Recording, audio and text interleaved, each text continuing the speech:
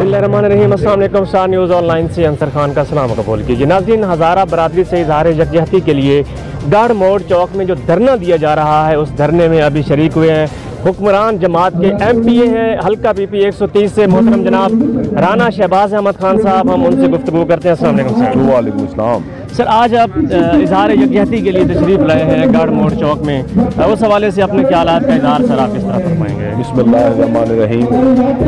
देखें, ये जो जुल्म हुआ है हज़ारा बरादरी के साथ, ये तमाम पाकिस्तान उन बरादरी हज़ारा बरादरी के साथ खड़ा है और हम उनके गम में बराबर के शरीक हैं। अच्छा सर, अवाम का मुतालबा है कि वज़ीर आज़म इमरान खान साहब उनके पास जाएंगे तो वो धरना ख़त्म करेंगे। आप हुक्मरान जमात के नुमाइंदे हैं, तो क्या लगता है इमरान खान साहब जाएंगे वहाँ पे?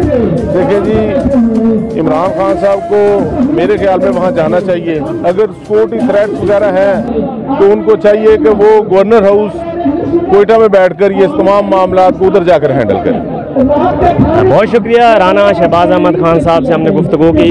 स्टार न्यूज़ ऑनलाइन से अंसर खान बलोच को इजाज़त दीजिए। अपना ख्याल रखिए। अल्लाह हाफ़िज़।